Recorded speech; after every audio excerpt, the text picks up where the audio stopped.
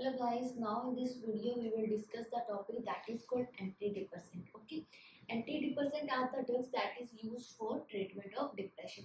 अच्छा, हम साइकेट्री का मेनली वो टॉपिक थोड़े कवर करते हैं लाइक जिनमें से ज़्यादा रिस्क है, ज़्यादा चांसेस है कि क्वेश्चंस आ सकते हैं ना। तो हमारा क्या है दैट इज कॉल्ड एंटीडिप्रेसेंट। पहले हमने पढ़ लिया एंटीसाइकोटिक, फिर हमने पढ़ लिया ईपीएस, फिर हमने पढ़ लिया लिथियम थेरेपी। अब हम बात कर रहे हैं हमारे एंटीडिप्रेसेंट की। नाम से ही समझ आ रहा है the drugs that is used for the treatment of depression that is called antidepressant है ना, antidepressant। अच्छा, मेनली आपको पूछा जाता है आल्सो नोन एज, मतलब कि अनदर नेम ऑफ एंटीडिप्रेसेंट क्या है, तो हम बोलेंगे मूड एलिवेटर। अच्छा, एक और बात हमें पता है डिप्रेशन में क्या है, मूड क्या है हमारा डाउन चला जाता है, तो एंटी डिप्रेसेंट का काम अपोजिट होगा, वो मूड को एलिवेट करेगा, इसलिए हम इसको क्या बोलते हैं, मूड एलिवेटेड। या अनदर नेम है थाइमोलैप्टिक। ठीक है, अनदर नेम इज कॉल्ड थाइमोलैप्टिक। ये याद रखना, आपको थाइमोलैप्टिक करके पूछ सकता है, ये मूड एलिवेटर में, तो कंफ्यूज नहीं होना, ये याद रखना किसकी बात कर रहा है, एंटी डिप्रेसेंट की। देन इसमें फर्दर हम क्लासिफिकेशन की बात करें तो कौन कौन सी, दैट इज कॉल्ड टीसीए, जिसको हम बोलते हैं ट्राईसाइक्लिक हमारा एंटी डिप्रेसेंट। देन हम बात करते हैं SSRI, selective serotonin reuptake inhibitor.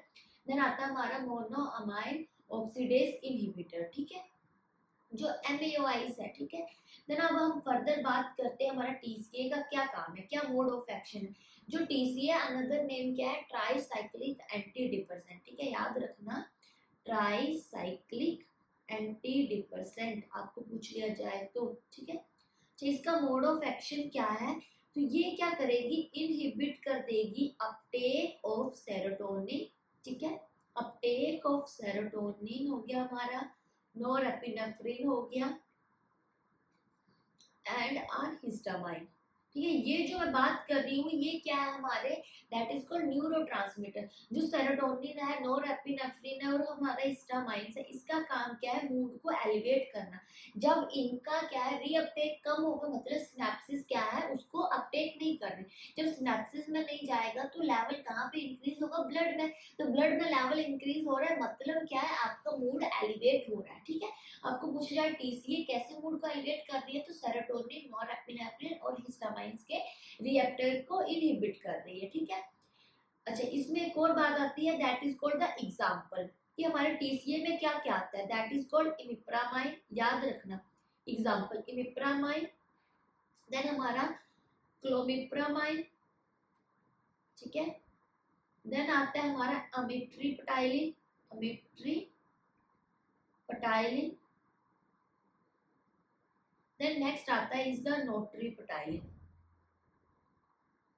ठीक है, ये क्या है हमारे कुछ जो है टीसीए है। ठीक है, एक और टीसीए में जो क्वेश्चन आता है दैट इज कॉल्ड कि अगर हम टीसीए ले रहे हैं तो कितना टाइम जो है ये लेगी ट्रीट करने के लिए डिजीज को, तो याद रखना 2 to 4 वीक्स एटलीस्ट जो है ये लेगी टू शो करने के लिए अपने इफेक्ट को। ठीक है, 2 to 4 वीक्स, किसके लिए, टू शो देयर इफेक्ट। ठीक है, आपको पूछा जाए एक पेशेंट है वो टीसीए ले रहा है तो कितना टाइम के बाद हमें टेस्टिंग करनी है, या हम पेशेंट को एडवाइस करेंगे कि एटलीस्ट इतना टाइम तो आपको ड्रग लेनी, उसी के बाद सिम्टम्स आपके रिलीफ होंगे, that is called 2 to 4 weeks. ठीक है, देन इसके बाद हमारी ड्रग आती है दैट इज कॉल्ड एसएसआरई। एसएसआरई क्या है, that is called selective serotonin reuptake inhibitor. ठीक है, सिलेक्टिव सेरोटोनिन रीअपटेक इनहिबिटर। अच्छा, इसके नाम से ही आपको समझ आ रहा है दैट इज कॉल्ड क्या है हमारा, ये सिलेक्टिवली क्या करेगा, सिर्फ सेरोटोनिन के लेवल को ही इनहिबिट करेगा। ठीक है,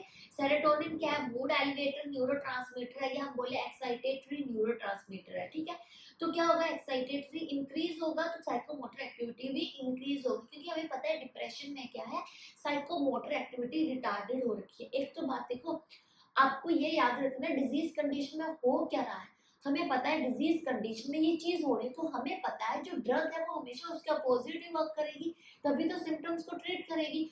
अगर जैसे डिजीज कोज कर रही है वैसे ही ड्रग कोज करेगी तो सिम्टम्स तो और वर्स होंगे और कंडीशन और वर्स होगी, तो हमेशा ड्रग अपोजिट वर्क करते हैं। तो अगर आपको ये याद है कि डिजीज में क्या हो रहा है तो आपको ऑटोमेटिकली याद रहेगा कि ड्रग क्या करेगी। ठीक है, अच्छा ये क्या करेगी, सेरोटोनिन के अपटेक को इनहिबिट कर देगी से, तो प्लाज्मा में लेवल इंक्रीज हो जाएगा। ठीक है, अच्छा, इसमें एक और बात है कि ये एसएसआरआई का मेन टारगेट क्या है कि कैसे जो है सेरोटोनिन को इनहिबिट करती है, उनके रीअपटेक को इनहिबिट करती है। तो आपको पूछा जाए किसको टारगेट करती है, target the cortex part of brain, cortex part of brain, ये याद रखना, ठीक है, ये बहुत इंपॉर्टेंट है, ठीक है, कि जो सेरोटोनिन है वो जो हमारी एसएसआरआई है वो कैसे वर्क करती है, दैट इज द टारगेट करेगी हमारे कोर्टेक्स पार्ट को, ठीक है।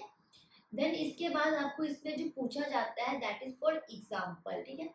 तो अगर मैं इसके एग्जाम्पल की बात करूं दैट इज कॉल्ड सर्टैलिन, ठीक है, सर्टैलिन। देन नेक्स्ट इज फ्लुक्सेटाइन,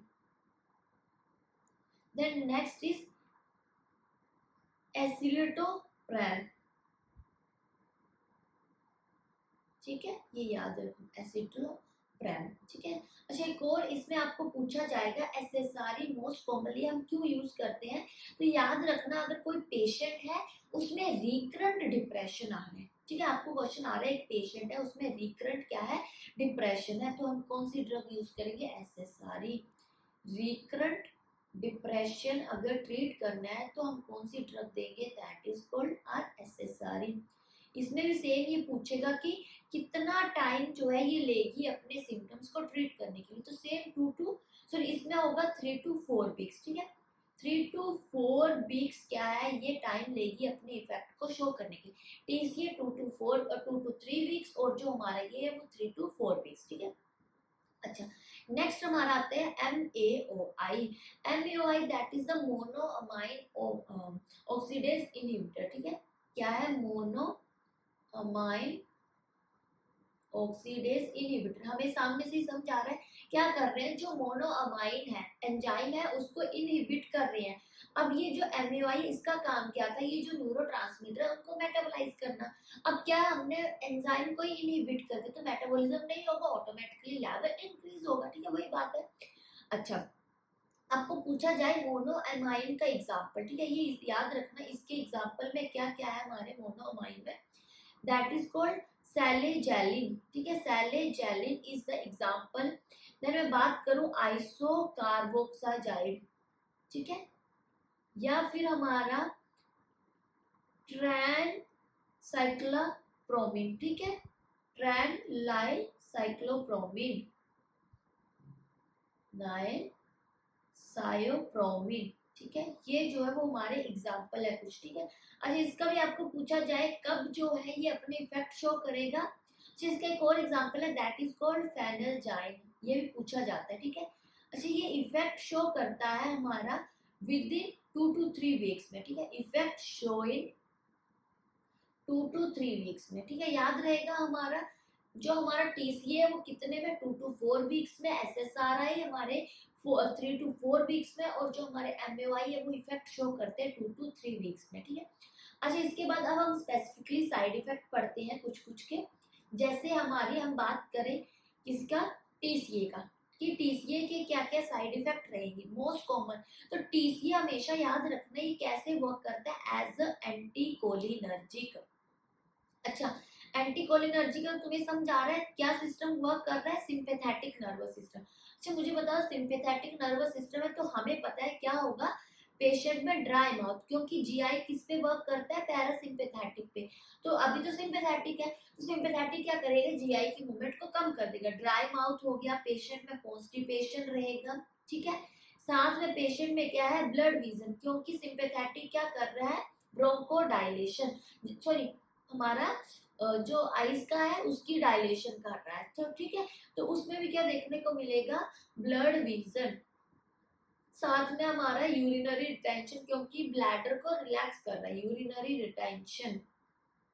अच्छा, आपको बोला जाए और इस ये क्या हमारे साइड इफेक्ट, ठीक है। अच्छा, अगर मैं बात करूं एडवर्स इफेक्ट की, कि एडवर्स इफेक्ट जो है वो हमारे टीसीए के क्या क्या देखने को मिलेंगे, मेजरली दो है, that is called cardiac arrhythmia, ये याद रखना ये पूछा जाता है, cardiac arrhythmia, and second one is closed angle glaucoma, close angle glaucoma, क्योंकि ये क्या करेंगे, आइस को मैं बोलूं तो उसको डायलेट कर रहे हैं, जब डायलेट हो रहा है तो फ्लूइड और ज्यादा एक्यूमुलेट हो रहा है, तो फ्लूइड ज्यादा एक्यूमुलेट मतलब आईओपी इंक्रीज हो रहा है, आईओपी इंक्रीज मतलब ग्लूकोमा।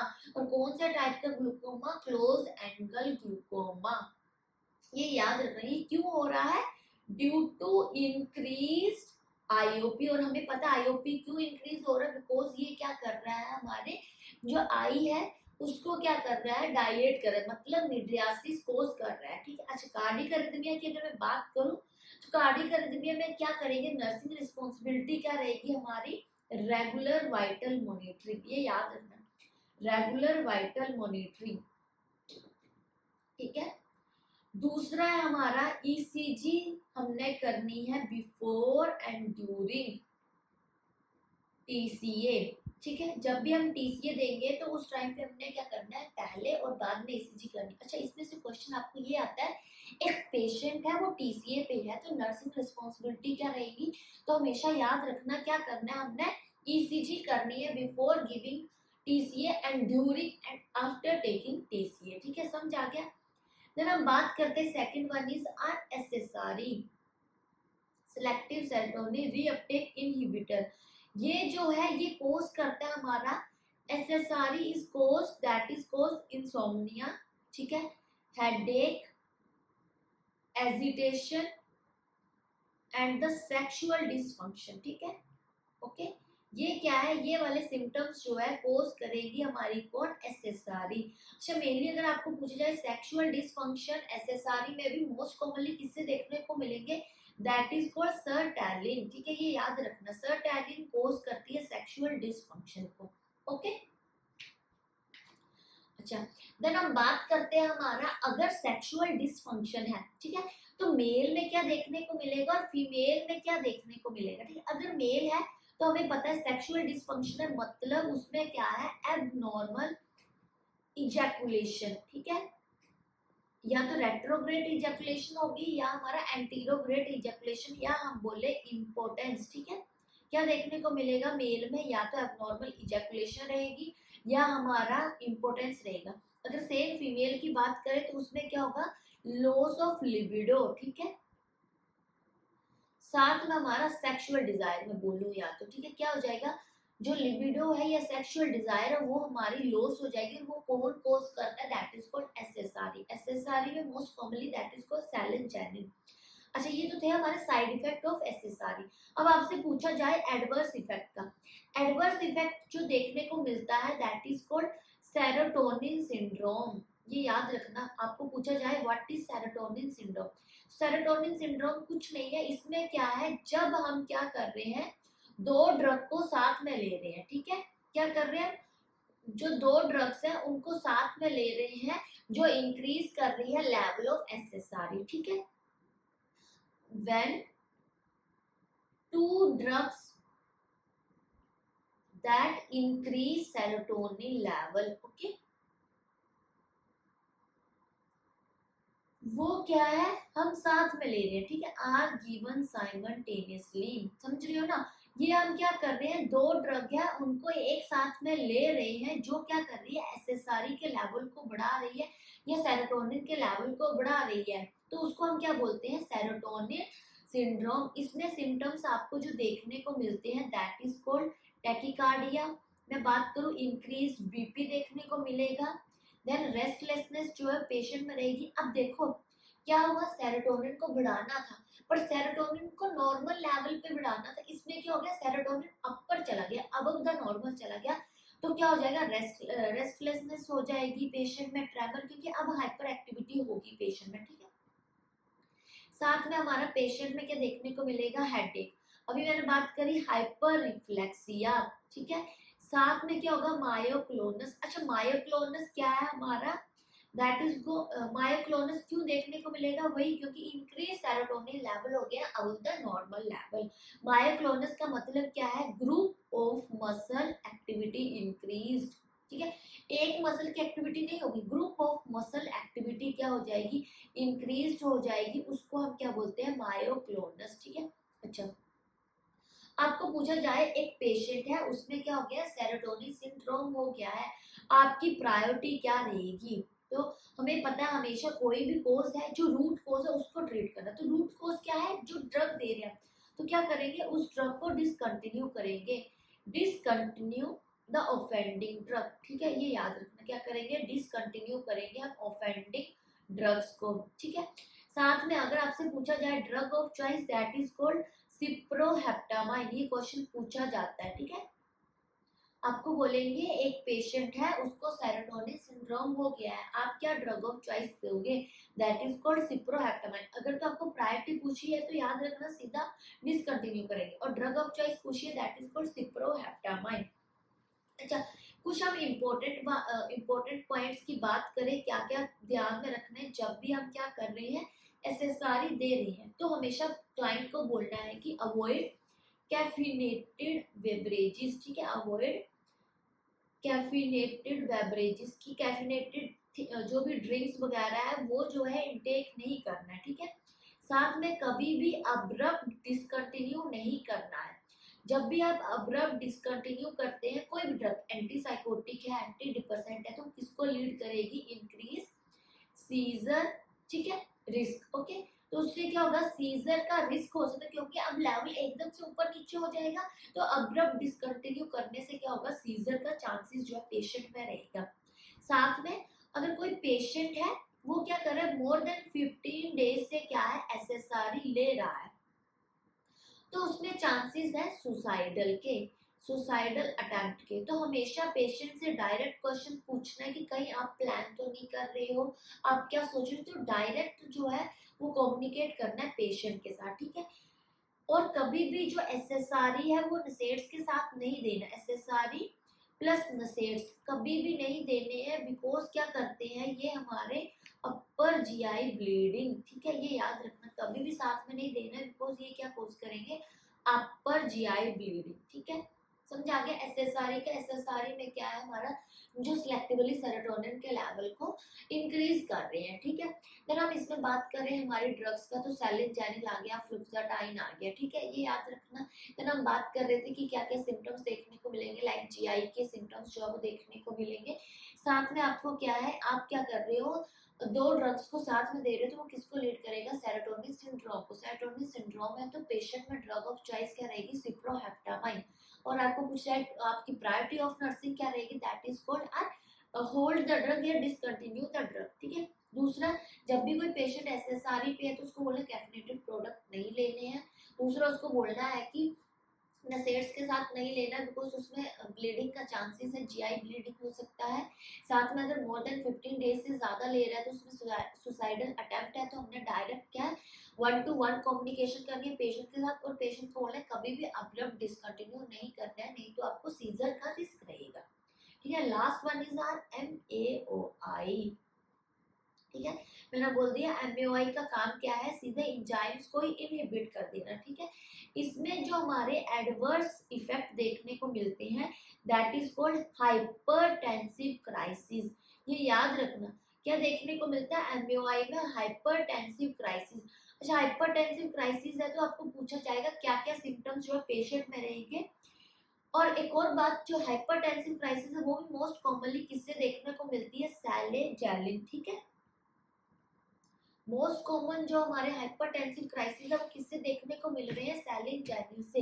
ये कब देखने को मिलते हैं, व्हेन द पेशेंट क्या है, वो किस पे है, MAOI पे। ठीक है, और वो क्या कर रहा है, कंज्यूम कर रहा है टायरामाइन फूड को। ये याद रखना, तभी तो हम एडवाइस करते हैं पेशेंट को कि कभी भी MAOI पे है तो टायरामाइन जो भी फूड्स है उनको क्या करना है, अवॉइड करना है। टायरामाइन फूड्स लाइक जैसे हमारी एज्ड चीज आ गई। ठीक है, जैसे हमारा रेड वाइन आ गया। ठीक है, याद रखना। देन हम बात करें रेसिन्स की, फिग्स की, एवोकाडो की। ठीक है, तो ये सारी जो थिंग्स है वो क्या करती है, टायरामाइन को कंटेन करती है। तो ये जो मतलब लाइक ड्रग्स है, ये जो फूड है वो कभी भी MAOI के साथ नहीं लेना है। तो क्या होगा, अगर पेशेंट है, उसने मान लो MAOI पे था, उसने एज्ड चीज ले ली, उसने रेसिन ले ली, उसने एवोकाडो ले लिया, तो उसमें क्या हो जाएगा, that is called hypertensive crisis. अब हाइपरटेंसिव क्राइसिस हो गया तो उसके सिम्टम्स क्या रहेंगे, आपको किससे पता चलेगा, कोई पेशेंट है उसमें हाइपरटेंसिव क्राइसिस, तो वो कंप्लेंट करेगा that is called severe occipital headache. ये मोस्ट इंपॉर्टेंट सिम्टम है। सीवियर ओसिपिटल पेन, ठीक है, उसको सीवियर ओसिपिटल पेन मतलब हेडेक जो हम कंप्लेन करेगा, साथ में उसमें क्या रहेगा, पाल्पिटेशन, साथ में नोजिया, वोमिटिंग एंड नक्कल रिजिडिटी। दूसरा, अब मैंने बोला हाइपरटेंसिव क्राइसिस मतलब एसबीपी कितना हो जाएगा, सॉरी, मोर देन 180 एंड डीपीवी कितना हो जाएगा, more than 120 mm of Hg, उसको हमने क्या बोल दिया, हाइपरटेंसिव क्राइसिस। अच्छा, इसमें प्रायोरिटी की बात करें तो प्रायोरिटी क्या रहेगी आपकी हमेशा, तो क्या होगा, डिसकंटिन्यू करना ड्रग को। ये अभी मैंने पहले बताया, जो रूट कोज है उसको ट्रीट करना था सबसे पहले, डिसकंटिन्यू द ड्रग इमीडिएटली। उसके बाद हम क्या करेंगे, ड्रग एडमिनिस्टर करेंगे, मींस कि उसके अगेंस्ट ड्रग ऑफ चॉइस क्या रहेगी इसकी, दैट इज कॉल्ड फेंटोलामाइन, ये याद रखना, ठीक है, बहुत इंपॉर्टेंट है। आपको डायरेक्ट क्वेश्चन में आ रहा है, एक पेशेंट है, उसमें क्या हो गया, हाइपरटेंसिव क्राइसिस हो गया है, क्योंकि उसने क्या किया है, MAOI के साथ में चीज ले ली है, एवोकाडो ले लिया है, या टायरामाइन कंटेनिंग फूड ले लिए हैं, तो उसमें क्या सीवियर हेडेक हो रही है, ओसिपिटल हेडेक, पाल्पिटेशन है, एसबीपी मोर देन 150 है या 200 तक है, तो उसमें बड़ा ड्रग ऑफ चॉइस क्या रहेगा, दैट इज कॉल्ड फेंटोलामाइन, ये बहुत इंपॉर्टेंट है, ठीक है। अच्छा, एक और, जब भी क्या है, मान लो नर्स ने क्या किया, हमने ड्रग दी पेशेंट को, एकदम से क्या हो रहा है, लिफ्ट हो रहा है मूड का या कुछ भी हो रहा है, तो हमने डायरेक्टली पेशेंट को आस्क करना है। इसका मतलब क्या है, एकदम से अगर लिफ्ट हो रहा है मतलब पेशेंट क्या कर रहा है, कमिट करने का सोच रहा है सुसाइड, ठीक है। अगर इसमें हम कुछ बात करें स्पेशल नोट्स की, तो कभी भी जो हमारा लाइक क्या हो रहा है, सडन, मैं बोलूं लिफ्ट ऑफ मूड हो रहा है, ठीक है, सडन लिफ्ट ऑफ मूड हो रहा है, तो इसका मतलब क्या है कि पेशेंट में सुसाइडल अटेम्प्ट का रिस्क है, तो हमने क्या करना है, डायरेक्टली पेशेंट से टॉक करना है, डायरेक्टली पेशेंट स्टॉप, ठीक है, क्यों, ताकि, क्योंकि ये किसको लीड कर रहा है, कहीं ना कहीं कि पेशेंट सोच रहा है सुसाइड के बारे में, ठीक है, ये याद रखना। तो हमेशा उसमें क्वेश्चन के साथ ड्रग देनी है। दूसरा, मैंने पहले ही बता दी, कभी भी डिसकंटिन्यू अब्रप्टली नहीं करना है, वो लीड करेगा विड्रॉल सिम्टम्स, क्योंकि अब तो क्या हो गया था, वो लेवल को मेंटेन करके रखना है, अब बॉडी को तो वो चाहिए था, हमने क्या कर दिया, एकदम से स्टॉप कर दिया, तो अब बॉडी उसको मतलब रिकॉग्नाइज नहीं कर रही है कि उसमें नहीं आ रहा, वो चाहती मुझे दो दो, तो क्या करेगी, विड्रॉल सिम्टम्स शो करेगी, that is called nausea, vertigo, headache, nightmares. दूसरा, नोटिफाई करना है फिजिशियन को इमीडिएटली, अगर क्या है, इनअप्रोप्रिएट या मैं बोलूं प्रोलॉन्ग्ड पेनाइल इरेक्शन हो रहा है, ठीक है, क्या हो रहा है, प्रोलॉन्ग, अगर पेशेंट है वो बोल रहा है प्रोलॉन्ग्ड पेनाइल इरेक्शन हो रहा है पेशेंट में, ठीक है, या फिर इनअप्रोप्रिएट पेनाइल इरेक्शन है, ठीक है, तो हमने क्या करना है, इमीडिएटली इन्फॉर्म करना है फिजिशियन को, इमीडिएटली इन्फॉर्म, ठीक है। अच्छा, इमीडिएटली इन्फॉर्म करना, मेनली ये जो सिम्टम्स है वो किसके कारण देखने को मिलते हैं, दैट इज कॉल्ड ट्रेजाडोन, ये जो मोस्ट कॉमनली सिम्टम है वो किसके कारण देखने को मिलता है, ट्रेजाडोन, और ट्रेजाडोन क्या है, एसएसआरई हमारा, ठीक है। हमने आज की क्लास में क्या क्या पढ़ा हमारा, that is called antidepressant, antidepressant are the drugs that is used for the depression, है ना। अब इसमें आपको क्लासिफिकेशन पूछा जाता है, पहले तो आपको अनदर नेम पता होना चाहिए, मूड एलिवेटर और थाइमोलैप्टिक, देन हम बात करते हैं क्लासिफिकेशन की, टीसीए, एसएसआरई और एमयूआई। ये याद रखना, टीसीए में क्या कौन सा एग्जांपल है, एसएसआरई में कौन सा और एमयूआई में कौन सा है। टीसीए में जो मोस्ट एडवर्स इफेक्ट है वो याद रखना, that is called cardiac arrhythmia, तो हमेशा जब भी टीसीए देना है तो क्या करना है, ईसीजी लेना ही लेना before and after giving the TCA. दूसरा, क्लोज्ड एंगल ग्लूकोमा कॉज करेगा, वो किसके कारण, क्योंकि आईओपी इंक्रीज हो गया। एसएसआरई है तो वो क्या करता है, सेक्सुअल डिसफंक्शन कॉज करेगा, अगर मेल है तो उसमें इंपोर्टेंस या एबनॉर्मल इजैकुलेशन, फीमेल है तो उसमें लॉस ऑफ लिबिडो या मैं बोलूं सेक्सुअल डिजायर। दूसरा, इसमें जो एडवर्स इफेक्ट देखने को मिलता है, that is called serotonin syndrome, इसमें जो drug of choice that is called cyproheptadine, sorry हमारा सिप्रोहेप्टामाइन, ठीक है। देन हम बात करें कभी भी एसएसआरई पे, तो मैंने बता दी क्या क्या करना है, क्या क्या दिमाग में रखना है आपको। एमयूआई है तो कभी भी हमारे जो टायरामाइन कंटेनिंग फूड्स है वो नहीं लेने हैं, नहीं तो वो क्या कॉज करेगा, हाइपरटेंसिव क्राइसिस, और कोई पेशेंट है उसमें हाइपरटेंसिव क्राइसिस हो गया तो आपका ड्रग ऑफ चॉइस क्या रहेगा, फेंटोलामाइन, ठीक है। अगर मान लो आप पेशेंट को क्या कर रहे थे, एसएसआरई दे रहे थे, टीसीए दे रहे थे और पेशेंट पहले डिप्रेशन में था और एकदम से क्या हो गया, उसका लिफ्ट हो गया मूड, तो हमने क्या करना है, चेक करना है कहीं वो सुसाइडल कमेंट तो नहीं करने का सोच रहा, तो हमने डायरेक्ट जो है वो 1 to 1 कम्युनिकेट करना है पेशेंट के साथ। दूसरा, अगर पेशेंट में प्रोलॉन्ग टाइम से पेनाइल इरेक्शन है या इनएप्रोप्रिएट पेनाइल इरेक्शन है, तो हमने इमीडिएटली इन्फॉर्म करना है डॉक्टर को, ठीक है। दूसरा, ये जो साइड इफेक्ट देखने को मिलता है किसके कारण, दैट इज कॉल्ड एसएसआरई, और एसएसआरई में पूछा जाए दैट इज कॉल्ड ट्राइजोडोन, ठीक है। That is all about our antidepressant. अगर कोई भी डाउट होगा तो पूछ लेना। Okay, thank you.